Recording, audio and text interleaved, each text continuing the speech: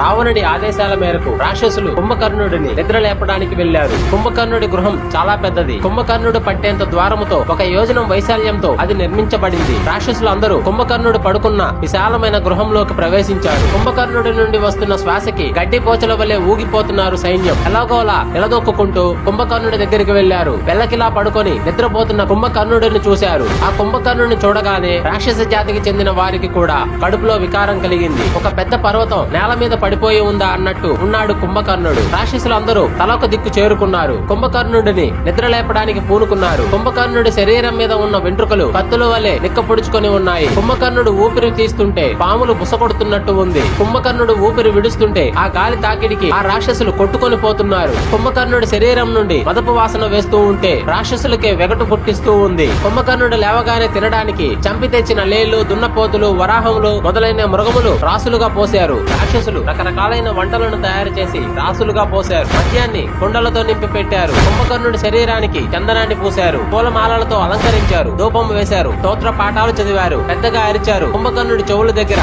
శంఖములు ఊదారు. చెవుల దగ్గర పెద్ద పెద్దగా అరిచారు. కేకలు పెట్టారు. కుంభకర్ణుడి చేతులు కాళ్ళు పైకెత్తి పడేశారు. కానీ కుంభకర్ణుడు లేవలేదు. కుంభకర్ణుడిని లేపడానికి చేసిన ధ్వనులతో చుట్టుపక్కల ఉన్న పక్షులు, మృగములు భయంతో పారిపోయాయి. కొన్ని గిలగిలా కొట్టుకుని మరణించాయి. ఇంకా ఇలా ధ్వనులు చేసి లాభం లేదనుకొని రాక్షసులు ముద్గరులు, ముసలములు గదలతో కుంభకర్ణుడి గుండెల మీద, చేతుల మీద, కాళ్ళ మీద కొట్టడం ఆరంభించారు. గదలు విరిగాయి. కొట్టి కొట్టి రాక్షసుల చేతులు విరిగాయి. కానీ కుంభకర్ణుడు నిద్ర లేవలేదు. అలా కొట్టేటప్పుడు కుంభకర్ణుడు విడిచే శ్వాసకు రాక్షసులు ఎగిరిపోతున్నారు. అది తట్టుకుని కుంభకర్ణుడిని కొట్టడం చాలా కష్టంగా ఉంది రాక్షసులకు. అయినా ప్రయత్నిస్తున్నారు. అంతా కలిసి 10,000 మంది రాక్షసులు ఈ బృహత్ కార్యంలో పాల్గొంటున్నారు. కానీ ఫలితం కల్పించడం లేదు. ఇలా కాదని వారు గుర్రములను, ఏనుగులను, ఒంటెలను తీసుకొచ్చి కుంభకర్ణుడి శరీరం మీద నడిపించారు. ఒక పక్క బేరి మృదంగములు మోగుతున్నాయి. మరొక పక్క గదలతోనూ ముసలములతోనూ కొడుతున్నారు. మరొక పక్క ఏనుగులు, గుర్రములు, ఒంటెలు కుంభకర్ణుడి శరీరం మీద నొక్కుతున్నాయి. కానీ కుంభకర్ణుడు నిద్ర లేవలేదు. ఈ కోలాహలానికి లంక నగరం అంతా మారుమోగిపోతూ ఉంది. కుంభకర్ణుడి చెవుల దగ్గర బేరీలు అమర్చారు. వాటిని పెద్ద పెద్ద కర్రలతో మ్రోగిస్తున్నారు. ఎంత చేసినా శాపగ్రస్తుడైన కుంభకర్ణుడు నిద్ర లేవలేదు. రాక్షసులకు విపరీతమైన కోపం వచ్చింది. 10,000 మంది రాక్షసులు కుంభకర్ణుడి మీద పడ్డారు. కొరికారు, రక్కారు, కొట్టారు, గుద్దారు, చితకబాదారు. కుండలతో తెచ్చిన నీళ్లు చెవులలో పోశారు. అయినా కుంభకర్ణుడు నిద్ర లేవలేదు. అయినా వారి ప్రయత్నములు మానలేదు. మరలా మొదలు పెట్టారు. కృతజ్ఞులు తెచ్చి పేల్చారు. ముద్గరలతో, ముసలములతో కొట్టారు. ఏనుగులు కుంభకర్ణుడి శరీరం మీద అటు ఇటు వేగంగా పరిగెత్తించారు. అప్పుడు కొంచెం కదిలాడు కుంభకర్ణుడు. కుంభకర్ణుడిని నిద్ర లేపడానికి రాక్షసులు చేసిన ప్రయత్నం ఫలించింది. అప్పుడు కొంచెం కదిలాడు కుంభకర్ణుడు. నిద్ర మధ్యలో లేపినందుకు కుంభకర్ణుడికి కోపం వచ్చింది. ఆవులిస్తూ లేచి కూర్చున్నాడు. 2 చేతులు పైకెత్తి పెద్దగా ఆవులించాడు. కుంభకర్ణుడు ఆవులించినప్పుడు వెలువడ్డ గాలి 2 కొండల మధ్య నుంచి వీచే ప్రచండ జుంజుమారతంలా వీచింది. కుంభకర్ణుడు లేవగానే రాక్షసులు అతనికి సేకరించి తెచ్చిపెట్టిన ఆహార పదార్థాలు చూపించారు. కుంభకర్ణుడు వాటిని అవలేలగా భక్షించాడు. మద్యమును తాగాడు. అమ్మయ్య అనుకున్నారు రాక్షసులు. కుంభకర్ణుడికి నమస్కరించి అతని చుట్టూ నిలబడ్డారు. సగం నిద్రలో లేవడం వలన కుంభకర్ణుడి కళ్ళు మూతపడుతున్నాయి. తూలుతున్నాడు. తనను అర్ధాంతరంగా నిద్రలేపినందుకు విసుక్కుంటూ 4 పక్కలా చూచి తన పక్కనే ఉన్న రాక్షసులతో ఇలా అన్నాడు కుంభకర్ణుడు. నన్ను ఎందుకు బలవంతంగా నిద్రలేపారు? రావణుడు క్షేమంగా ఉన్నాడు. ఏమి ఉపద్రవం రాలేదు కదా? ఎవరన్నా శత్రువు మన లంక మీద దండయాత్ర చేశాడా? లేకపోతే నన్ను ఇంత బలవంతంగా ఎందుకు నిద్రలేపుతున్నారు? ఏదో కారణం లేనిదే నన్ను మా అన్న నిద్రలేపమని ఆదేశం ఇవ్వడు. ఏం జరిగిందో త్వరగా చెప్పండి అని గబగబా అడిగాడు కుంభకర్ణుడు. కుంభకర్ణుడు అడిగిన ప్రశ్నకి రావణుడు మంత్రి అయిన విపాక్షుడు అనే రాక్షసుడు చేతులు జోడించి కుంభకర్ణుడితో ఇలా అన్నాడు. రాజా, మాకు దేవదానవ గంధర్వుల వలన ఎలాంటి భయమూ లేదు. ప్రస్తుతం మానవుల వల్లనే మాకు భయం పుట్టుకుంది. ఈ మానవుల నుండి మేము పొందుతున్న భయం ఇది వరకు ఎవరి వలన పొందలేదు. అంతగా భయపడుతున్నాము. మానవులకు వానరులు తోడైనారు. ఆ వానరులు సామాన్యులు కారు. ఒక్కొక్కరు పర్వతం వంటి శరీరములు కలవారు. కోట్ల కొలది ఉన్న వానరాలు లంకను ముట్టడించారు. రాముడు అనే రాకుమారుడు ఉన్నాడు. అతని భార్య సీతను రావణుడు అపహరించి తెచ్చి లంకలో ఉంచాడు. సీత కోసం రాముడు వానర సేనతో లంకను దిగ్బంధం చేశాడు. నిన్న సాక్షాత్తు రావణుడే ఆ రామునితో యుద్ధానికి దిగాడు. అప్పుడు రాముడు రావణుడిని ఓడించి అలసిపోయిన వానితో నేను యుద్ధం చేయను, నేడు పోయి విశ్రాంతి తీసుకొని రేపు రా అని చెప్పి పంపాడు రాముడు. అప్పుడు రావణుడు ఆ అవమాన భారంతో కుమిలిపోతున్నాడు. రావణుడికి ఇటువంటి దుస్థితి దేవదానవ గంధర్వ యక్ష నాగుల వలన కలగలేదు. ఈనాటికి ఒక మానవుని వలన కలిగింది అని చెప్పాడు విపాక్షుడు. రావణుడి మంత్రి అయిన విపాక్షుడు అన్న మాటలు విన్న కుంభకర్ణుడు ఎంతో కోపంతో రెచ్చిపోయాడు. విపాక్షునుడితో ఇలా అన్నాడు. ఇప్పుడు నేను రావణుడి వద్దకు రాను. నేరుగా యుద్ధ భూమికి వెళ్తాను. వానరులను, మానవులను సంహరించి అప్పుడు రావణుడి వద్దకు వస్తాను. మీ రాక్షసులు అంతా ఆ వానరుల రక్తము తాగి వానరుల మాంసం ఆరగించండి. నేను ఆ మానవుల రక్త మాంసములు ఆరగిస్తాను అని అన్నాడు కుంభకర్ణుడు. ఆ మాటలు విన్న మహోదరుడు ఇలా అన్నాడు, నా మాట కూడా కొంచెం వినండి. ముందు మనం రావణుడి వద్దకు వెళ్దాము. ఆయన ఏమి చెబుతాడో విని తర్వాత తగిన విధంగా చేయండి అని వినయంగా పలికాడు. అది యుక్తముగా ఉన్నది అని అనుకున్నాడు కుంభకర్ణుడు. ఈ వార్త రావణుడికి తెలియజేయమని రాక్షసులను రావణుడి వద్దకు పంపాడు. ఈ వార్త రావణుడికి చెప్పడానికి రాక్షసులు బయలుదేరి రావణుడి వద్దకు వెళ్లారు. రావణుడితో ఇలా అన్నారు, మహారాజా, తమరి ఆదేశం ప్రకారం మేము కుంభకర్ణుడిని నిద్ర లేపాము. ఆయన అటు నుండి అటే యుద్ధ రంగమునకు వెళ్తాము అని అంటున్నాడు. కుంభకర్ణుడు యుద్ధ రంగమునకు వెళ్ళవలెనా, ఇక్కడకు రావాలనా అని తెలపండి అని అడిగారు. కుంభకర్ణుడు నిద్ర లేచాడని తెలియగానే రావణుడు ఎంతో సంతోషించాడు. ఇంకా విజయం తనదే అనుకున్నాడు. మేము కుంభకర్ణుడిని మా మందిరంలో చూడాలని అనుకుంటున్నాము. ఆయనను తగు మర్యాదలతో ఇక్కడికి తీసుకుని రండి అని రాక్షసులను ఆదేశించాడు రావణుడు. ఆ రాక్షసులు వెంటనే కుంభకర్ణుడి వద్దకు వెళ్లి ఇలా అన్నారు, మహారాజా, తమరి కొరకు రావణుడు ఎదురు చూస్తున్నాడు అని చెప్పారు. కుంభకర్ణుడు తన ఆసనం మీద నుంచి లేచాడు. కాలకృత్యములు తీర్చుకున్నాడు. చక్కగా అలంకరించుకున్నాడు. 2000 కుండల మద్యము తాగాడు. దానికి తగ్గట్టు ఆరగించాడు. ప్రళయ కాలంలో యమధర్మరాజు వలె కుంభకర్ణుడు అన్న రావణుడి మందిరానికి బయలుదేరాడు. కుంభకర్ణుడు నడుస్తుంటే భూమి కంపిస్తున్నట్టు ఉంది. కుంభకర్ణుడు రాజమార్గంలో నడుస్తుంటే తోటకు ఆవల ఉన్న వానరములు ఆ మహాకాయాన్ని చూచారు. వానరములకు కుంభకర్ణుడి ఆకారం చూచి భయం కలిగింది. వెంటనే రాముని వద్దకు పోయి ఏదో ఒక మహాకాయము లంకలో నడుస్తూ ఉంది అని రాముడితో చెప్పారు. కొంతమంది వానరులు వీడితో మనకెందుకని పారిపోయారు. ఒక పర్వతం నడిచి వస్తున్నట్టు వస్తున్న కుంభకర్ణుడిని చూచి వానరులు భయంతో వణికిపోయారు. శ్రీరాముడు కూడా ఆకాశమంత ఎత్తున్న కుంభకర్ణుడిని చూచాడు. ఈ అనూహ్యమైన ఆకారమును చూచి పారిపోతున్న వానరములను చూచాడు. ఆశ్చర్యపోయాడు. విభీషణుని చూచి ఇలా అన్నాడు, విభీషణ, ఆకాశమంత ఎత్తున్న ఈ ఆకారం ఎవరు? ఇంత పెద్ద దేహం కలవాడు. ఈ భూమి మీద వీడు ఒక్కడే ఉన్నట్టు ఉంది. వీడు ఎవడు? వీడి పేరేమిటి? వీడు అసురుడా, రాక్షసుడా, లేక వేరే జాతి ప్రాణియా? ఎందుకంటే నేను ఇంతవరకు ఇటువంటి ప్రాణిని భూమి మీద చూడలేదు అని అన్నాడు శ్రీరాముడు. అప్పుడు విభీషణుడు ఇలా అన్నాడు, ఓ రామ, ఇతని పేరు కుంభకర్ణుడు, రావణుడి సోదరుడు. ఇతడు విశ్రవసుని కుమారుడు. యుద్ధంలో ఇంద్రుడిని యముడిని ఓడించాడు. రాక్షస జాతిలో ఇంత దేహం కల రాక్షసుడు ఎవడూ లేరు. ఇతడు దేవతలను, గంధర్వులను, దానవులను, యక్షులను, వింధ్యాధరులను ఓడించాడు. ఇతడు శూలం ధరించి యుద్ధ భూమిలో తిరుగుతుంటే సాక్షాత్తు యముడు తిరిగినట్టు ఉంటుంది. ఇతడు సహజ బల సంపన్నుడు. ఓ రామ, ఈ కుంభకర్ణుడు పుట్టి పుట్టగానే వేల కొలది ప్రాణులను భక్షించాడు. వీడికి ఆకలి ఎక్కువ. దొరికిన దానిని దొరికినట్టు తినేసేవాడు. అలా వాడు తినడం మొదలు పెడితే భూమి మీద కొంతకాలానికి ప్రాణి అనేది మిగలదు అని తెలిసి ప్రజలందరూ ఇంద్రుడిని శరణు వేడారు. అప్పుడు ఇంద్రుడు తన వజ్రాయుధంతో కుంభకర్ణుడిని కొట్టాడు. అప్పుడు కుంభకర్ణుడు బిగ్గరగా అరిచాడు. ఆ అరుపులకి సగం జనం చచ్చారు. తర్వాత కుంభకర్ణుడు ఇంద్రుడు ఎక్కిన ఐరావతం అనే ఏనుగు దంతమును ఓడపెరికి దానితో ఇంద్రుడి వక్షస్థలం మీద పొడిచాడు. ఆ దెబ్బకు ఇంద్రుడు తల్లడిల్లిపోయాడు. అప్పుడు ఇంద్రుడు, దేవతలందరూ బ్రహ్మదేవుని వద్దకు వెళ్లారు. కుంభకర్ణుడు ముల్లోకములను పీడిస్తున్నాడని, దేవతలందరినీ ఎదురిస్తున్నాడని, ఋషులను యజ్ఞ యాగాదులు చేసుకోనివ్వడం లేదని, ఆశ్రమములను నాశనం చేస్తున్నాడని, ఇతరుల భార్యలను అపహరిస్తున్నాడని బ్రహ్మదేవునితో మొరపెట్టుకున్నారు. ఈ ప్రకారంగా కుంభకర్ణుడు ప్రాణులను తింటూ ఉంటే కొంతకాలానికి ఈ లోకంలో ప్రాణకోటి లేకుండా పోతారు అని కూడా విన్నపించుకున్నారు. కుంభకర్ణుడు గురించి దేవతలు బ్రహ్మదేవునితో మొరపెట్టుకున్న తర్వాత వెంటనే బ్రహ్మ రావణుడిని, కుంభకర్ణుడిని, ఇతర రాక్షసులను తన దగ్గరకు పిలిపించుకున్నాడు. కుంభకర్ణుడిని చూచి బ్రహ్మ ఆశ్చర్యపోయాడు, భయపడ్డాడు. ఆ విశ్రవసుడు నిన్ను ముల్లోకాలను నాశనం చేయడానికి పుట్టించాడురా అని మనసులో అనుకున్నాడు. కుంభకర్ణుడికి ఘోర శాపం ఇచ్చాడు. ఈ రోజు నుండి నీవు అచేనంగా పడి ఉండు అని శపించాడు. బ్రహ్మదేవుని శాపం మహిమ వలన వెంటనే కుంభకర్ణుడు నేల మీద పడిపోయాడు. చచ్చిన వాడి మాదిరి పడి ఉన్న కుంభకర్ణుడిని చూచి రావణుడు శోకించాడు. బ్రహ్మదేవుని చూచి ఇలా అన్నాడు, ఓ బ్రహ్మదేవా, వీడు నీ మునిమనోడు. నీ మునిమనోడిని ఇలా శపించడం ధర్మమా? కానీ నీ శాపం అమోఘం. వీడిలా నిద్రావస్థలో ఉండవలసిందే. కానీ కొంచెం నీ శాపమునకు విరామం ఇవ్వమని నా ప్రార్థన. వీడి జీవితాంతం నిద్రపోకుండా అప్పుడప్పుడు మేల్కొని ఉండేటట్టు వరం ప్రసాదించు అని ప్రార్థించాడు రావణుడు. అప్పుడు బ్రహ్మదేవుడు కరుణించి ఇలా అన్నాడు, వీడు 6 నెలల పాటు నిద్రలో ఉంటాడు. ఒక రోజు మాత్రం మెలకువగా ఉంటాడు. ఆ రోజున ఆహారం తీసుకుంటాడు. మరలా 6 నెలలు నిద్రపోతాడు అని అన్నాడు. వీడు నిద్రపోవలసిన సమయం. కానీ నీ మీద భయంతో రావణుడు వీడిని నిద్రలేపాడు. ఇప్పుడు వీడు నిద్రలేచి రావణుడి వద్దకు వెళ్తున్నాడు. అపర మృత్యు దేవతలా ఉన్న వీడిని చూచి వానరులు భయంతో పారిపోతున్నారు. మరి వీడితో వానరులు ఎలా యుద్ధం చేస్తారో ఏమో అని తెలియకుండా ఉంది అని విభీషణుడు శ్రీరాముడితో పలికాడు. అప్పుడు శ్రీరాముడు ఇలా అన్నాడు, వీడి యుద్ధములో శవములను తీయుటకు అమర్చబడిన యంత్రము అని ప్రచారం చేయండి. వానరులలో ఉన్న భయాన్ని పోగొట్టండి అని అన్నాడు శ్రీరాముడు. రాముడు నీలును చూచి ఇలా అన్నాడు, నీవు వానర సైన్యమును యుద్ధమునకు సమాయత్తం చేయి. లంక అన్ని ద్వారముల వద్ద సైన్యమును అప్రమత్తం చేయి. వానరములకు ఆయుధములైన పర్వత శిఖరములను, వృక్షములను, బండరాలను ఒక చోట చేర్చండి. వానరులందరూ బండరాలను, పర్వతములను, వృక్షములను ధరించి యుద్ధమునకు సంసిద్ధమవుతారు అని అన్నాడు శ్రీరాముడు. అప్పుడు నీలుడు శ్రీరాముడు చెప్పిన ప్రకారం వానరులకు ధైర్యం చెప్పి వారిని యుద్ధోన్ముఖులను చేశాడు. వానరులందరూ కుంభకర్ణుడి వల్ల కలిగిన భయంను వదిలిపెట్టి ఆయుధములను చేతబట్టారు.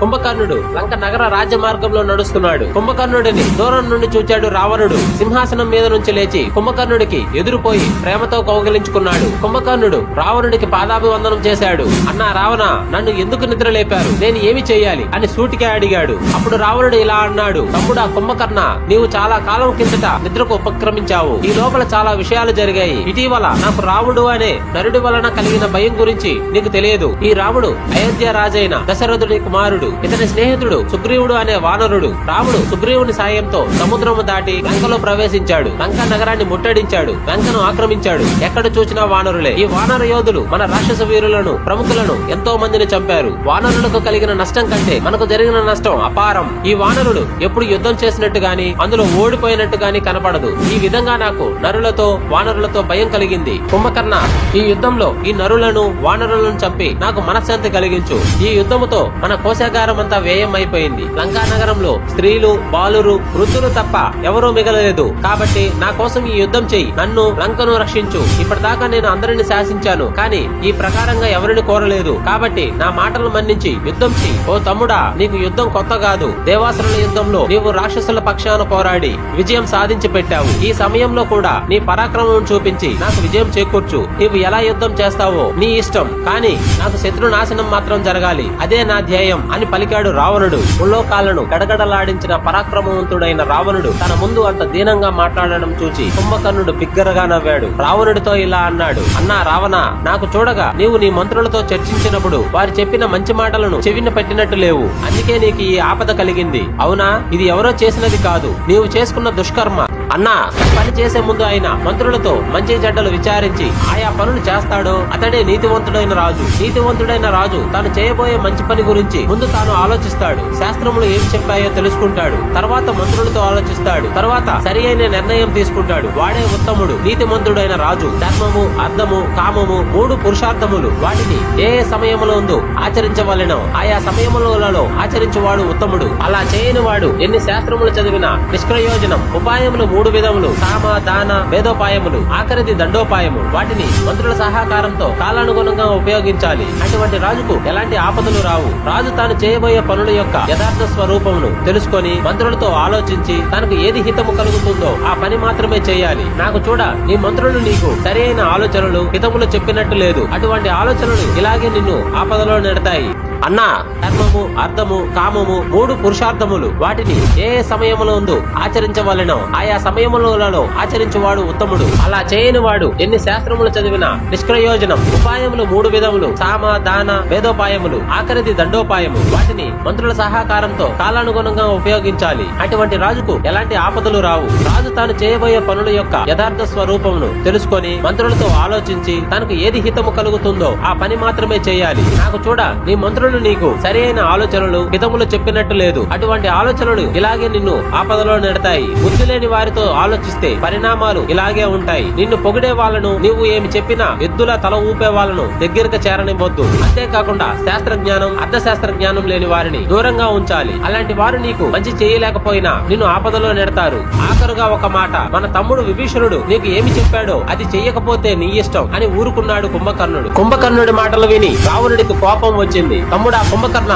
ఏమిటి పెద్ద అన్ని తెలిసిన వాడిలా మాట్లాడుతున్నావు? గురువు మాదిరి నాకు ఉపదేశిస్తున్నావు. అనవసరంగా మాట్లాడి నీ సమయం నా సమయం వృధా చేయకు. ప్రస్తుతం వచ్చిన సమస్యకు పరిష్కారం ఆలోచించు. తెలిసి చేశానో తెలియక చేశానో, చిత్ర భ్రమతో చేశానో, నా బల పరాక్రమాల మీద నమ్మకంతో చేశానో, రాముడి వద్ద నుంచి సీతను అపహరించి తెచ్చాను. ప్రస్తుతం దాని గురించి ఆలోచించడం అనవసరం. నీకు నా యందు ప్రేమ ఉంటే, నాకు సాయం చేయాలని నీకు అనిపిస్తే, ఈ కార్యం చేయదగినది అని నీకు అనిపిస్తే, కేవలం నా పొరపాటు వలన సంభవించిన ఈ ఆపద నుండి నన్ను గట్టెక్కించు. అది నీ ఒక్కడి వల్లనే సాధ్యమవుతుంది అని నా నమ్మకం. కుంభకర్ణ, నీవు నాకు తమ్ముడువే కాదు, కాదు, మంచి స్నేహితుడివి కూడా. కష్టములలో ఉన్న వాడిని ఆదుకున్న వాడే స్నేహితుడు. నీతి తప్పి ప్రవర్తించిన సహృదయంతో సాయం చేసిన వాడే బంధువు. ప్రస్తుతం నేను కష్టాల్లో ఉన్నాను, నన్ను రక్షించు అని అన్నాడు రావణుడు. కుంభకర్ణుడి మాటలకు రావణుడికి కోపం వచ్చిందని తెలుసుకున్నాడు. అందుకని అన్నతో మృదువుగా మాట్లాడాడు. అన్నయ్య రావణ, నా మాటలకు బాధపడకు, స్థిరచిత్తంతో ఉండు. నేను జీవించి ఉండగా నీకు ఏ ఆపద రాదు. ధైర్యంగా ఉండు. ఎవరి వలన నీకు ఏ దుఃఖం కలిగిందో ఆ దుఃఖకారుడిని నేను చంపుతాను. నీవు ఏ పరిస్థితుల్లో ఉన్నా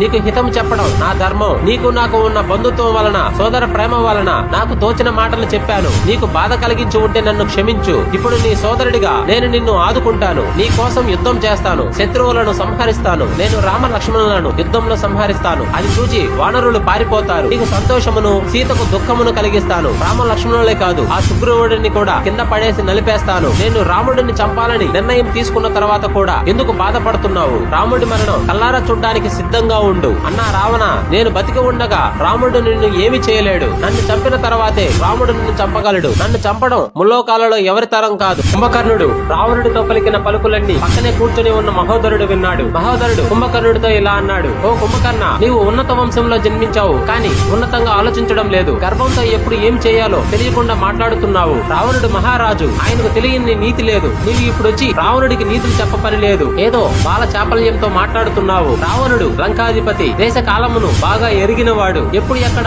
ఎలా పని చేయాలో తెలిసినవాడు, తాను చేయబోయే పని గురించి మంచి చెడ్డలు బాగా తెలిసినవాడు. నీవు ధర్మము, అర్థము, కామము గురించి మాట్లాడావు, కానీ వాటి లక్షణముల గురించి, స్వరూప స్వభావముల గురించి నీకు తెలుసా? సుఖం కలిగిన దుఃఖం కలిగిన దానికి ముందు చేసిన కర్మలే కారణం. కానీ ఒక్కోసారి చెడ్డ పనులు కూడా మంచి ఫలితాలను ఇస్తాయి. ధర్మం కోసం చేసే పనులు, అధర్మం కోసం చేసే పనులు రెండు శ్రేయస్సులను కలుగు చేస్తాయి. ఒక్కోసారి ధర్మం కొరకు చేసే పనులు కీడును కలిగిస్తాయి. పురుషులు ఈ లోకానికి పరలోకానికి పనికి వచ్చే కర్మలను కోరికలతో చేస్తూ ఉంటారు. ఆ కర్మలు ఫలితాలను ఇస్తున్నాయి కదా. కాబట్టి మంచి పనులు చేస్తే పుణ్యం, చెడ్డ పనులు చేస్తే పాపం వస్తుందన్న మాట సరికాదు. ఓ కుంభకర్ణ, ఏదో నువ్వు ఒక్కడివే రాముడిని, లక్ష్మణుడిని, వానర సేనలను అందరిని చంపుతాను అని అంటున్నావు. కానీ జనస్థానములో ఒంటి చేత్తో 14,000 మంది రాక్షసులను చంపిన రాముడిని నువ్వు ఎలా చంపగలవు? జనస్థానములో రాముడి చేతిలో నుండి చావు తప్పించుకున్న రాక్షసులు ప్రస్తుతం లంకలో రాముని వలన భయంతో బతుకుతున్నారు. ఆ సంగతి నీకు తెలియదా? రాముడు నిద్రపోతున్న సింహం అని తెలిసి కూడా ఆ సింహం జూలు పట్టుకుని లాగడానికి వెళ్తున్నావు. రాముడికి కోపం వస్తే అతని ముందు ఎవరూ నిలవలేరు. కాబట్టి నువ్వు ఒక్కడివే యుద్ధం చేసి రాముడిని చంపుతాను అనడం సరికాదు. నీవు ఒంటరిగా యుద్ధానికి వెళ్ళడానికి వీలు లేదు. ప్రస్తుతం మన బలం క్షీణ దశలో ఉంది. రాముడి బలం మెండుగా ఉంది. ఇటువంటి సమయంలో ఎవరైనా రాముడితో యుద్ధానికి వెళ్తారా? రాముడితో సమానమైన బల పరాక్రమములు కలవాడు ముల్లోకములలో లేడు. అట్టి రాముడితో నీవు ఒంటరిగా ఎలా యుద్ధం చేయగలనని అనుకుంటున్నావు అని పలికాడు మహోదరుడు. రావణుడిని చూసి మహోదరుడు ఇలా అన్నాడు. లంకేశ్వర, నీవు సీతను అపహరించి తెచ్చావు. సీత లంకలో నీకు ఎదురుగా ఉంది. సీతను లొంగ తీసుకునే ఉపాయం ఒకటి చెబుతాను విను. రాముని మీదకి యుద్ధమునకు నేను, కుంభకర్ణుడు, సంహాది, వితర్ధనుడు, విజీహుడు ఈ 5గురు వెళ్తున్నారు అని లంకా నగరంలో ప్రచారం చేయించు. మేము రామలక్ష్మణులను, వానర వీరులను జయిస్తే ఇంకా ఏ ఉపాయంతో పని లేదు. ఒకవేళ రాముడు విజయం సాధిస్తే మేము మా ఒంటి మీద రామ బాణములతో గాయములు చేసుకుని యుద్ధ భూమి నుండి తిరిగి వస్తాము. మేము రామలక్ష్మణులను భక్షించాము అని మీకు విన్నపించుకుంటాం. నీవు మాకు తగిన పారితోషికము, బహుమానములు ఇస్తావు. తర్వాత రాముడు, లక్ష్మణుడు, సుగ్రీవుడు యుద్ధంలో మరణించారు అని లంకా నగరంలో ఘోషణ చేయించు. నీవు మహా సంతోషంతో ఉన్నట్టు నటించు. రాక్షస సేనలకు బహుమానాలు పంచిపెట్టు. అందరూ మద్యపానం చేస్తూ ఆనందిస్తారు. తర్వాత నీవు సీతను ఏకాంతంగా కలుసుకో. రామ లక్ష్మణుల మరణ వార్త సీతకు చెప్పు. ఆమెకు ధనమును, రత్న మాణిక్యాదులను ఆశ చూపించు. దీనంగా బతిమలాడుకో. వినకపోతే భయపెట్టు, చంపుతానని బెదిరించు. రాముడు మహోదరుని మాటలు విన్న కుంభకర్ణుడికి కొండగా కోపం వచ్చింది. మహోదరుడిని ఒక్కసారిగా విదిలించి కొట్టాడు. తన అన్న రావణుడిని చూచి ఇలా అన్నాడు. రాక్షసేంద్ర, నీవు నిశ్చితంగా ఉండు. నేను యుద్ధ భూమికి పోయి ఆ రామ లక్ష్మణులను చంపి నీ యుద్ధాన్ని పోగొడతాను. నా వంటి సూర్యులు నీరు లేని మేఘముల వలె ఊరికే గర్జించరు. నేను నా పరాక్రమములను యుద్ధ భూమిలో చూపిస్తాను, కానీ మాటలలో చూపించను. నా వంటి సూర్యుడు తనకు తాను పొగుడుకోడు. తనకు శక్యము కాని పనులు కూడా చేసి చూపిస్తాడు. ఓ మహోదర, నీ వంటి వారు పలికే మాటలను తమను తాము గొప్పవారు అనుకునే రాజులు వింటారు, కానీ రావణుడు కాదు. మీరు పిరికి పందలు. మీకు యుద్ధం అంటే భయం. కుతంత్రములతో పని కానిద్దామంటున్నారు. రాజు దగ్గర ప్రగల్భాలు పలుకుతూ రాజు మెప్పు పొందడానికి ప్రయత్నిస్తూ ఉంటారు. రాజును అపకీర్తి పాలు చేస్తుంటారు. రావణుడి హితం కోరేవారు, రావణుడికి మంచి సలహాలు చెప్పేవారు ఈ లంకలో లేనట్టుంది. పాపం రావణుడు ఒంటరి వాడయ్యాడు. ఇప్పటిదాకా మీరు చేసిన తప్పులను నేను సరిదిద్దుతాను. ఇప్పుడే యుద్ధమునకు బయలుదేరుతున్నాను అని అన్నాడు కుంభకర్ణుడు.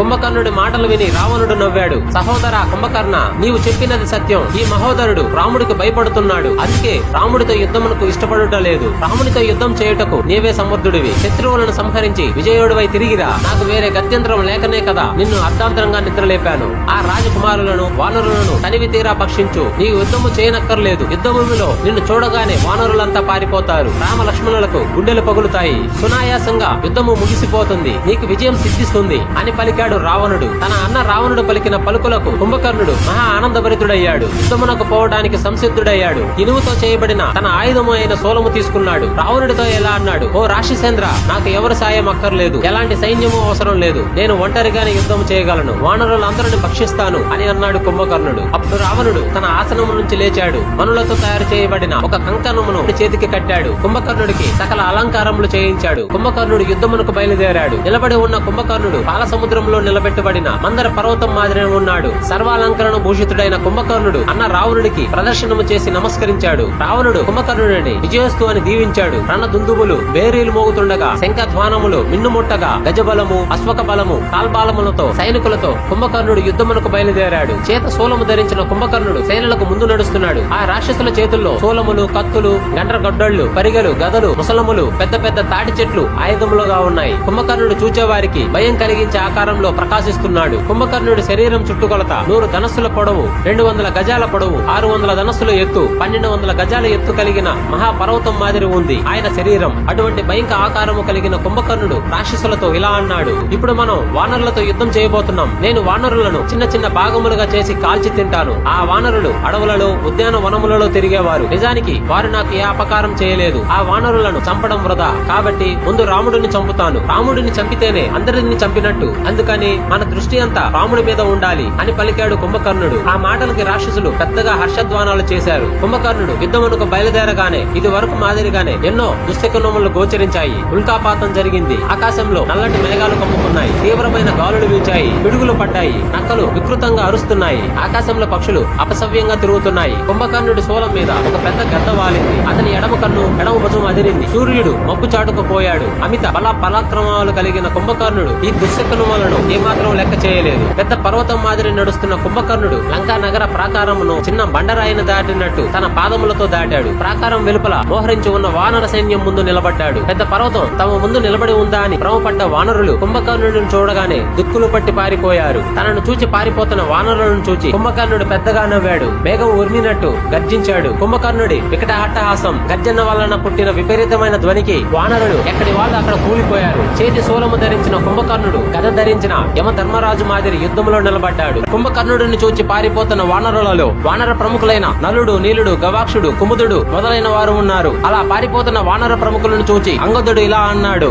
ఓ వానర వీరులారా, ఒక రాక్షసుడిని చూచి ఇలా పారిపోవడం ధర్మమా? మీరు ఎంతటి ఉన్నత కుటుంబంలో జన్మించారు. ఒక నీచ రాక్షసుడికి భయపడుతున్నారా? అయినా పారిపోయి ఎక్కడికి పోతారు? ఇతడు రాక్షసుడు కాదు, మనల్ని భయపెట్టడానికి సృష్టించబడిన పెద్ద విగ్రహం. రండి, మనం అందరం కలిసి ఈ బొమ్మను తునకలు చేద్దాం అని వెలిగెత్తి అరిచాడు అంగదుడు. అంగదుడి మాటలకు వానరులకు ధైర్యం వచ్చింది. పారిపోతున్న వాళ్ళు తిరిగి వచ్చారు. చేతికి అందిన వృక్షములను, పర్వత శిఖరములను పట్టుకొని యుద్ధమునకు సిద్ధమయ్యారు. కుంభకర్ణుడిని వృక్షములతో, పర్వత శిఖరములతో కొట్టారు. ఆ వానరులు కొట్టే దెబ్బలు కుంభకర్ణుడికి చీమ కుట్టినట్టు లేదు. కుంభకర్ణుడి మీద వేసిన వృక్షములు, పర్వత శిఖరములు కుంభకర్ణుడి శరీరమునకు తగిలి తునకలైపోతున్నాయి. కుంభకర్ణుడు కోపించి వానర సేనలను తన చేతులతో నలిపేస్తున్నాడు. యుద్ధ భూమి అంతా వానరుల శవాలతో నిండిపోయింది. కుంభకర్ణుడి చేతిలో పడకుండా తప్పించుకున్న వానరులు కొంతమంది పారిపోయారు. కొంతమంది సముద్రంలో దూకారు. మరి కొంతమంది ఆకాశంలో ఎగిరిపోయారు. దొరికిన వారిని దొరికినట్టు చంపుతున్నాడు కుంభకర్ణుడు. కుంభకర్ణుడి దాటికి తట్టుకోలేక ఒళ్ళు కములు కొన్ని చెట్లు ఎక్కాయి. కొన్ని పర్వతముల మీదకి పారిపోయాయి. మరికొన్ని కొండ గుహలలో తలదాచుకున్నాయి. మరి కొంతమంది వానరులు బల్లుకాలు చచ్చినట్టు నేల మీద కదలకుండా పడుకున్నారు. ఇలా ఎవరి దోవన వారి పారిపోతున్న వానరులను చూసి అంగదుడు బిగ్గరగా అరుస్తున్నాడు, ఓ వానర వీరులారా, భయపడకండి, పారిపోకండి, యుద్ధము చేయండి. ఎక్కడికి పోయి ప్రాణాలు రక్షించుకుంటారు? వెనక్కి రండి. యుద్ధము నుండి పారిపోయి వచ్చిన మిమ్మల్ని చూచి మీ భార్యలు పరిహాసం చేస్తారు. ఆ అవమానం కంటే యుద్ధంలో చావడం మేలు కదా. మనమందరం ఉత్తమ కులంలో పుట్టాము. సాధారణ వానరుల వలె పారిపోవడం భావ్యమా? అది గౌరవ ప్రతిష్టలను తెచ్చిపెడుతుందా? యుద్ధానికి బయలుదేరే ముందు మీరు అన్న మాటలు, పలికిన వీరాలాపాలు ఒక్కసారి గుర్తుకు తెచ్చుకోండి. ఇప్పుడు ఆ వీరాలాపాలు ఎక్కడికి పోయాయి? యుద్ధం నుండి పారిపోయి 10 మంది చేత చీ అనిపించుకోవడం కన్నా యుద్ధంలో మరణించి వీర స్వర్గం పొందడం మేలు. ఓ వానర వీరులారా, మనకు ఆయుర్దాయం లేకపోతే ఎక్కడ ఉన్నా చస్తాం. ఆయుర్దాయం ఉంటే యుద్ధంలో విజయం సాధిస్తాం. ఒక్క మాట, మనం యుద్ధంలో గెలిస్తే కీర్తి పొందుతాము, మరణిస్తే వీర స్వర్గం పొందుతాము. కానీ పారిపోతే దిక్కులేని చావు చస్తాం. కాబట్టి పారిపోకండి, వెనకకు రండి. శ్రీరాముడి పరాక్రమం ముందు ఆ రాక్షసుడే అంతా క్షణంలో నాశనమైపోతాడు. ఇప్పటిదాకా మనం ఎంతో మంది రాక్షస వీరులను జయించాము. కీర్తి అంతా బూడిదలో పోసిన పన్నీరు అవుతుంది. రండి, వెనుదిరిగి రండి, యుద్ధం చేయండి అని అరుస్తున్నాడు. కానీ ఎవరు అతని అరుపులు పట్టించుకోవడం లేదు.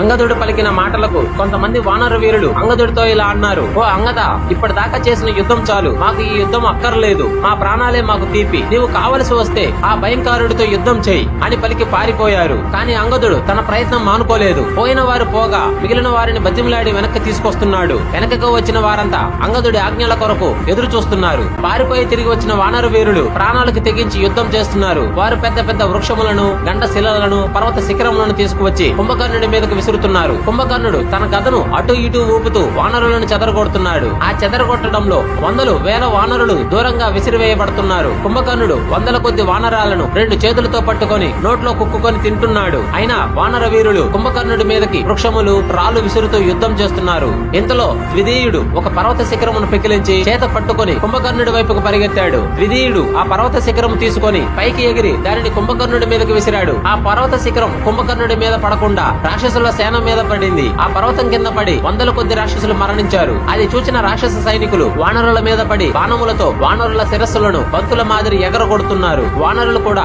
పెద్ద పెద్ద వృక్షములను, బండరాలను తీసుకొని రాక్షసులను చంపుతున్నారు. వేల కొద్ది వానరులు తెగించి కుంభకర్ణుడి మీదకి పరిగెత్తారు. కుంభకర్ణుడు తన శూలం తీసుకొని సుగ్రీవుడు ఉన్న వైపుకు వెళ్లాడు. అప్పుడు సుగ్రీవుడు ఒక పెద్ద పర్వతమును చేత్తో పట్టుకొని పైకి ఎగిరాడు. కుంభకర్ణుడి వైపుకు వేగంగా వెళ్లాడు. తన వైపు వస్తున్న సుగ్రీవుని చూచి కుంభకర్ణుడు రొమ్ము విరుచుకొని నిలబడ్డాడు. అప్పుడు కుంభకర్ణుడిని చూచి సుగ్రీవుడు ఇలా అన్నాడు, ఓ కుంభకర్ణ, సాధారణ వానరులను ఎందుకు చంపుతావు? అది ఒక కీర్తి అనుకుంటున్నావా? నేను నీ మీదకి ఈ పర్వతమును విసురుతున్నాను, ఈ దెబ్బ కాచుకో అని అన్నాడు సుగ్రీవుడు. ఆ మాటలు విన్న కుంభకర్ణుడు ఇలా అన్నాడు, ఓ సుగ్రీవా, నీవు బ్రహ్మదేవుని మనవుడివి, వృక్షరజస్సు కుమారుడివి, ఊరికే ఎందుకు అరుస్తావు? నీకు చేతనైంది చెయ్యి అని అన్నాడు కుంభకర్ణుడు. అప్పుడు సుగ్రీవుడు తన చేతిలో ఉన్న పర్వతమును కుంభకర్ణుడి వక్షస్థలం మీద విసిరాడు. ఆ పర్వతం కుంభకర్ణుడి గుండెలకు తగిలి నుజ్జు నుజ్జు అయింది. అది చూచి రాక్షసులు పెద్దగా కేకలు పెట్టారు. వానరులు దిగులుతో దిగాలు పడ్డారు. కుంభకర్ణుడు తన శూలమును సుగ్రీవుడి మీదకి బలంగా విసిరాడు. ఇంతలో సుగ్రీవుడు పైకి ఎగిరి ఆ శూలమును చేత్తో పట్టుకొని రెండుగా విరిచాడు. అది చూచి వానరులు హర్షధ్వానాలు చేశారు. తన చేతిలో ఉన్న శూలం విరిగిపోవడంతో కుంభకర్ణుడు కంగారు పడ్డాడు. కర్ణుడు ఒక పర్వత శిఖరమును పెకిలించి సుగ్రీవుని మీదకి విసిరాడు. ఆ దెబ్బకు సుగ్రీవుడు కింద పడి మూర్ఛపోయాడు. రాక్షసులు పెద్దగా కేకలు పెట్టి కుంభకర్ణుడిని పొగిడారు. కుంభకర్ణుడు సుగ్రీవుడిని పైకి ఎత్తుకున్నాడు. అక్కడ నుండి వెళ్లిపోతున్నాడు. వీడిని చంపితే వానర సైన్యం అంతా పారిపోతుంది అని అనుకున్నాడు కుంభకర్ణుడు. సుగ్రీవుడిని కుంభకర్ణుడు మోసుకొని పోవడం, అది చూచి వానర సేనలు పారిపోవడం చూచాడు హనుమంతుడు. అప్పుడు హనుమంతుడు ఇలా ఆలోచించాడు, అయ్యో, సుగ్రీవుడిని కుంభకర్ణుడు తీసుకొని పోతున్నాడు. ఇప్పుడు నేనేం చెయ్యాలి? నా శరీరాన్ని పెంచి కుంభకర్ణుడి శరీరాన్ని పిడికిలితో గుద్ది చంపేస్తాను, సుగ్రీవుడిని విడిపిస్తాను. అప్పుడు వానరులంతా సంతోషిస్తారు. కుంభకర్ణుడు కొట్టిన దెబ్బలకు సుగ్రీవుడు స్పృహ కోల్పోయాడు. లేకపోతే సుగ్రీవుడు దేవతలు, దానవులు, గంధర్వులు పట్టుకున్నా విడిపించుకోగల సమర్థుడు. సుగ్రీవునికి స్పృహ వస్తే చాలు తనంత తాను కుంభకర్ణుడిని విడిపించుకోగల సమర్థుడు. ఇప్పుడు నేను సుగ్రీవుడిని విడిపిస్తే అతనికి అపకీర్తి తెచ్చిన వాడిని అవుతాను. నేను విడిపించడం సుగ్రీవుడికి రుచించకపోవచ్చును. అందుకని సుగ్రీవునికి స్పృహ వచ్చే వరకు వేచి ఉండక తప్పదు. ఈ లోపల పారిపోతున్న వానర సేనలకు ధైర్యం చెప్పడం అవసరం అని అనుకున్నాడు హనుమంతుడు పారిపోతున్న వానర సేనలకు ధైర్యం చెప్పి వెనకకు మళ్లించాడు. ఈలోగా కుంభకర్ణుడు సుగ్రీవుడిని తీసుకొని లంకా నగరంలోకి వెళ్లిపోయాడు. సుగ్రీవుడిని బందీగా తీసుకొచ్చిన కుంభకర్ణుడి మీద లంకావాసులు పుష్పవర్షం కురిపించారు. చల్లగా పూలు, గంధము, నీరు తన మీద పడడంతో సుగ్రీవుడికి మెల్లగా స్పృహ వచ్చింది. తాను కుంభకర్ణుడు భుజాల మీద ఉన్నట్టు తెలుసుకున్నాడు సుగ్రీవుడు. నన్ను కుంభకర్ణుడు బందీగా పట్టుకున్నాడు, ఇప్పుడు నేనేం చేయాలి అని క్షణకాలం ఆలోచించాడు. ఆలస్యం చేయకుండా తన గోళ్లతోనూ దంతాలతోనూ కుంభకర్ణుడి చెవులను కొరికాడు, పీకాడు, ముక్కును, శరీరాన్ని చీల్చాడు. ఆ బాధ తట్టుకోలేక కుంభకర్ణుడు సుగ్రీవుడిని నేలకేసి కొట్టాడు. వెంటనే సుగ్రీవుడు ఒక బంతి మాదిరి ఆకాశంలోకి ఎగిరాడు. లంకా నగరం అవతల సేనల మధ్యలో ఉన్న శ్రీరాముడి దగ్గర పడ్డాడు. చెవులు, ముక్కు కొరకబడిన కుంభకర్ణుడి శరీరం రక్తసిక్తమైంది. మరలా యుద్ధ రంగానికి పరిగెత్తాడు కుంభకర్ణుడు. తన చేతిలో ఒక ముద్గరను తీసుకున్నాడు. మరలా వానరులను పట్టుకుని తినడం మొదలు పెట్టాడు కుంభకర్ణుడు. వారు వీరు అని చూడడం లేదు. దొరికిన వాళ్ళను దొరికినట్టు తింటున్నాడు. వానరులను, ఎలుగుబంటలను, రాక్షసులను కూడా తినేస్తున్నాడు. హనుమంతుడు ఆకాశంలోకి ఎగిరి పైనుండి కుంభకర్ణుడి మీదకి బండరాళ్లను, వృక్షములను విసురుతున్నాడు. హనుమంతుడు పెద్ద పర్వత శిఖరమును చేత పట్టుకుని కుంభకర్ణుడి మీదకి విసిరాడు. కుంభకర్ణుడి ముందు నిలబడ్డాడు. తన శరీరాన్ని కుంభకర్ణుడితో సమానంగా పెంచాడు. ఆ పర్వత శిఖరంతో కుంభకర్ణుడి శిరస్సు బద్దలు కొట్టాడు. కుంభకర్ణుడి శరీరం అంతా రక్తసిక్తమైంది. దానికి కోపించిన కుంభకర్ణుడు తన శూలముతో హనుమంతుడు గుండెల మీద కొట్టాడు. ఆ దెబ్బకు హనుమంతుడి ముఖం నుండి రక్తం స్రవించింది. హనుమంతుడు పెద్దగా అరుస్తున్నాడు. రక్తం కక్కుతున్న హనుమంతుడిని చూడగానే రాక్షసులు ఆనందంతో కేరింతలు కొట్టారు. హనుమంతుడిని చూచి మిగిలిన వానర సేనలు భయంతో పారిపోయారు. ఇది చూసిన నీలుడు వానర సైన్యంకు ధైర్యం చెప్పి వారిని వెనక్కు మళ్లించాడు. కుంభకర్ణుడి మీదకి ఒక పెద్ద పర్వత శిఖరం విసిరాడు. అది చూసిన కుంభకర్ణుడు పిడికిలి బిగించి ఆ పర్వత శిఖరమును గట్టిగా గుద్దాడు. ఆ గుద్దుకు పర్వత శిఖరం బద్దలైపోయింది. ఇంతలో భూషణుడు, శరభుడు, నీలుడు, గవాక్షుడు, గమాంధుడు మూకుమ్మడిగా కుంభకర్ణుడి మీదకు వెళ్లారు. వారందరూ వృక్షములతో పర్వతాలతోనూ పర్వత శిఖరములతోనూ కుంభకర్ణుడిని నలువైపులా మోదారు. లక్ష్మణుడు కుంభకర్ణుడితో యుద్ధానికి తలపడ్డాడు. మొదటగా 7 బాణములను కుంభకర్ణుడి శరీరంలో కొట్టాడు. ఇంకా పెద్ద బాణములను కుంభకర్ణుడి మీద ప్రయోగించాడు. కానీ ఆ బాణములు కుంభకర్ణుడిని ఏమీ చేయలేకపోయాయి. వాటిని చేతితో విదిలించుకున్నాడు కుంభకర్ణుడు. లక్ష్మణుడికి కోపం వచ్చింది. కుంభకర్ణుడి శరీరం అంతా తన బాణములను కొట్టాడు. కుంభకర్ణుడి శరీరం అంతా బాణములతో నిండిపోయింది. అది చూచి కుంభకర్ణుడు లక్ష్మణుడితో ఇలా అన్నాడు, కుమారా, నీ ధైర్యానికి పరాక్రమానికి నాకు చాలా సంతోషంగా ఉంది. యముడు కూడా నా ఎదుట నిలబడడానికి భయపడతాడు. అటువంటి నువ్వు ధైర్యంగా నిలబడి నా మీద బాణవర్షం కురిపించావు. నా ఎదుట ధైర్యంగా నిలబడ్డందుకే నిన్ను గౌరవించాలి. ఇక యుద్ధం కూడా చేసినందుకు చెప్ప పని లేదు. ఇప్పటిదాకా నాతో యుద్ధం చేసింది చాలు. ఇంకా నీవు రాముని వద్దకు వెళ్ళు. నీ వంటి ధైర్యవంతుడిని పరాక్రమవంతుడిని చంపడం నాకు ఇష్టం లేదు. నా గురి రాముడి మీదే. రాముడిని చంపితే అందరిని చంపినట్టే కదా. ముందు నేను రాముడిని చంపుతాను, తర్వాత మా సైనికులు మిగిలిన వాళ్ళని చంపుతారు అని అన్నాడు కుంభకర్ణుడు. కుంభకర్ణుడు తనను తాను పొగుడుకుంటూ పలికిన మాటలకు లక్ష్మణుడు బిగ్గరగా నవ్వాడు. ఓ రాక్షస వీరుడా, ఇది యుద్ధ భూమి. పౌరుష పరాక్రమాలు చూపించవలసిన సమయం. నీ ముందు ఇంద్రుడు మొదలగు దేవతలు నిలవలేరని పలికావు. అది నిజమే కావచ్చును. ఎందుకంటే ఇప్పటిదాకా నీ పరాక్రమమును కల్లారా చూశాం. కానీ నీ పరాక్రమం పౌరుషం పర్వతం మాదిరి నిలబడి ఉన్న శ్రీరాముని ముందు గడ్డిపోచుతో సమానం. నీ వీరత్వం శ్రీరాముని మీద చూపించు అని అన్నాడు లక్ష్మణుడు. ఆ మాటలకు కోపించిన కుంభకర్ణుడు లక్ష్మణుడిని వదిలి శ్రీరాముని వైపుకు దూసుకు వెళ్లాడు. తన వంక వస్తున్న కుంభకర్ణుడి మీద శ్రీరాముడు రౌద్రాస్త్రము ప్రయోగించాడు. అది కుంభకర్ణుడి వక్షస్థలం తాకింది. ఆ దెబ్బకు కుంభకర్ణుడి ముఖం నుండి అగ్ని గోళములు వెలువడ్డాయి. రౌద్రాస్త్రం దెబ్బతిన్న కుంభకర్ణుడు పెద్దగా అరుస్తూ శ్రీరాముని వద్దకు పరిగెత్తాడు. శ్రీరాముడు మరలా వాడి అయిన బాణములను కుంభకర్ణుని వక్షస్థలమునకు గురి చూసి కొట్టాడు. ఆ దెబ్బకు కుంభకర్ణుడి చేతిలోని గద జారిపోయింది. శ్రీరాముడు కుంభకర్ణుడి మీద ఎడతెరిపి లేకుండా బాణవర్షం కురిపిస్తున్నాడు. కుంభకర్ణుడి శరీరం అంతా రక్తసిక్తమైపోయింది. కుంభకర్ణుడి చుట్టూ రాక్షసులు వలయంలా రక్షణ కవచంలా నిలబడ్డారు. వారందరూ వానరులను తరుముతున్నారు. మధ్యలో ఉన్న కుంభకర్ణుడు వానరులను భక్షిస్తూ తన నాలుకతో పెదాలకు అంటుకున్న రక్తాన్ని నాక్కుంటున్నాడు. శ్రీరాముడు కుంభకర్ణుడిని సమీపించి ధనుష్టంకారం చేశాడు. ఆ ధ్వని విన్న కుంభకర్ణుడు తల తిప్పి రాముడు వంక చూచాడు. రాముడు వైపుకు నడిచాడు. అప్పుడు రాముడు కుంభకర్ణుడు చూచి ఇలా అన్నాడు, ఓ రాక్షస వీరుడా, నాతో యుద్ధానికి రా. చావబోతున్నానని దిగులు పడకు. నేను ధనస్సు పట్టుకుని నీ ఎదుట నిలబడ్డాను. నిన్నే కాదు, నీ రాక్షస వంశంను పూర్తిగా నాశనం చేస్తాను. ఇంకొద్ది సేపట్లో నీ ప్రాణాలు గాలిలో కలిసిపోతాయి అని అన్నాడు శ్రీరాముడు. కుంభకర్ణుడు రాముడిని తేరపారా చూశాడు. శ్రీరాముడి వైపు అడుగులు వేశాడు. పెద్దగా వికటహట్టహాసం చేశాడు. రాముడితో ఇలా అన్నాడు, నువ్వేనా రాముడివి? ఓ రామా, నేను విరాధుడిని, కబంధుడిని, కరుడిని, మారీచుడిని, వాలిని కాదు. నన్ను వాళ్ళ మాదిరి అనుకోకు. నేను కుంభకర్ణుడను. నీ చేతిలో ధనస్సు ఉంటే నా చేతిలో ముద్గర ఉంది. దీనితో నేను దేవతలను దానవులను జయించాను. నా ముక్కు చెవులు మీ వానరులు తినేశారు. కానీ నాకు ఏ బాధ లేదు. నీకు పరాక్రమం ఉంటే నా శరీరం అంతా కొట్టు. నీ బల పరాక్రమాలను చూసి తర్వాత నిన్ను భక్షిస్తాను అని గర్వంగా పలికాడు కుంభకర్ణుడు. అప్పుడు శ్రీరాముడు మారు మాట్లాడకుండా కుంభకర్ణుడి మీద వాడి అయిన బాణములను ప్రయోగించాడు. కానీ రాముడి బాణములు కుంభకర్ణుడికి ఏమి బాధ కలిగించలేదు. కుంభకర్ణుడు తన ముద్గరను వేగంగా తిప్పుతూ ఆ బాణములను మధ్యలోనే తునకలు చేస్తున్నాడు. ఒక పక్క రాముని బాణములు అడ్డుకుంటూ మరొక పక్క ముద్గరతో వానరులను తరుముతున్నాడు కుంభకర్ణుడు. రాముడు వెంటనే వాయువాస్త్రమును సంధించాడు. ముద్గర ఉన్న కుంభకర్ణుడి చేతిని భుజముకు దగ్గరగా ఖండించాడు. కుంభకర్ణుడి చేయి ముద్గరతో సహా ఎగిరి అవతల పడింది. కుంభకర్ణుడు పెద్దగా కేక పెట్టాడు. ఎగిరిపడ్డ కుంభకర్ణుడి చేతి కింద పడి కొన్ని వందల వానరాలు మరణించాయి. మిగిలిన వానరులు పక్కకు పరిగెత్తి రాముడు కుంభకర్ణుడి యుద్ధమును ఆసక్తిగా చూస్తున్నారు. ఒక చేతిని పోగొట్టుకున్న కుంభకర్ణుడు రెండవ చేత్తో ఒక వృక్షమును పకిలించి దానిని చేత పట్టుకొని రాముని మీదకు పరిగెత్తాడు. రాముడు ఇంద్రాస్త్రమును ప్రయోగించి కుంభకర్ణుడి రెండవ చేతిని వృక్షముతో సహా ఖండించాడు. కుంభకర్ణుడి చేయి భుజము దాకా తెగి కింద పడింది. రెండు చేతులు లేకపోయినా కుంభకర్ణుడు రంకెలు వేస్తూ వానర సైన్యం మీదకు పరిగెత్తాడు. రాముడు 2 అర్ధ చంద్ర బాణములతో కుంభకర్ణుడి 2 కాళ్లు ఖండించాడు. మొదలు నరికిన వృక్షము వలె కుంభకర్ణుడు నేల మీద పడిపోయాడు. కుంభకర్ణుడి 2 కాళ్లు 2 వైపులకు విసిరేయబడ్డాయి. అయినా కుంభకర్ణుడి పౌరుషం చావలేదు. పాక్కుంటూ దేక్కుంటూ రాముని వైపుకు వెళ్తున్నాడు. శ్రీరాముడు వాడి అయిన బాణములను కుంభకర్ణుడి ముఖం నిండా కొట్టాడు. కుంభకర్ణుడు అరవడానికి కూడా వీలు లేదు. ఆ స్థితిలో ఉన్న కుంభకర్ణుడు మూర్చపోయాడు. తర్వాత రాముడు ఇంద్రాస్త్రమును తీసుకున్నాడు. అది వాయు వేగము కలది, సూర్యుని వలె ప్రకాశవంతమైనది. ఆ అస్త్రమును శ్రీరాముడు కుంభకర్ణుడి మీద ప్రయోగించాడు. ఇంద్రుని వజ్రాయుధమును పోలిన ఆ అస్త్రము కుంభకర్ణుడి మీదకు దూసుకు వెళ్లింది. కుంభకర్ణుడి శిరస్సును ఖండించింది. చేతులు కాళ్ళు తలా లేని కుంభకర్ణుడి మొండం నేల మీద పడిపోయింది. కిరీటంతోనూ కుండములతోనూ ప్రకాశిస్తున్న కుంభకర్ణుడి తల ఎగిరి ప్రాకారం అవతల పడింది. లోక కంటకుడైన ఒక మహారాక్షసుడి మరణానికి దేవతలు, ఋషులు, గంధర్వులు, యక్షులు ఆకాశం నుండి రాముని మీద పూర్ణ వర్షం కురిపించారు. రాముని పరాక్రమమునకు ఎంతో సంతోషించారు. కుంభకర్ణుడు మరణించడం చూచి రాక్షసులు బిగ్గరగా అరిచారు. ఎంతో ఏడ్చారు. భయంతో పరుగులు పెట్టారు. వానరులందరూ సంతోషంతో కేరింతలు కొట్టారు. కుంభకర్ణుడు మరణించడం కళ్ళారా చూసిన రాక్షసులు పరుగున లంకా నగరం వైపు పరిగెత్తారు. రావణుడికి ఈ వార్త చెప్పారు. లంకేశ్వర, మహావీరుడు కుంభకర్ణుడు ఎంతో మంది వానరులను చంపి భక్షించి కుంభకర్ణుడు తన పరాక్రమం ప్రదర్శించి తుదుకు శ్రీరాముని బాణములకు హతమైనాడు. చేతులు కాళ్ళు తెగిపడి ముక్కు చెవులు కొరకబడి శిరస్సు తెగి మాంసం ముద్దవలే పడి ఉన్నాడు అని వివరించారు. కుంభకర్ణుడి మరణ వార్త విని రావణుడు నిర్ఘాంతపోయాడు. నేల మీద పడి మూర్చపోయాడు. తన పినతండ్రి మరణ వార్త విన్న త్రిశూరుడు, దేవాంతుడు, నరాంతకుడు, అతికాయుడు రోధించారు. మహోదరుడు, మహాపార్షుడు చింతించారు. రావణుడికి తెలివి వచ్చింది. కుంభకర్ణుడిని తలుచుకుంటూ రోధిస్తున్నాడు. తమ్ముడా కుంభకర్ణ, నీవు శత్రువులను చంపి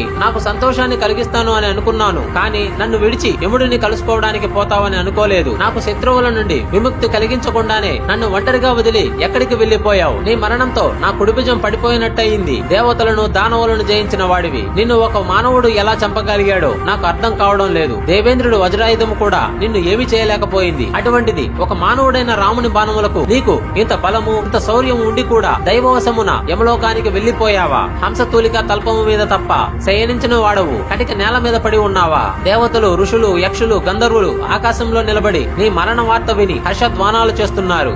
ఫ్రెండ్స్, మీలో ఎంతమందికి కుంభకర్ణ ఫుల్ వీడియో సిరీస్ కావాలో కామెంట్ చేయండి.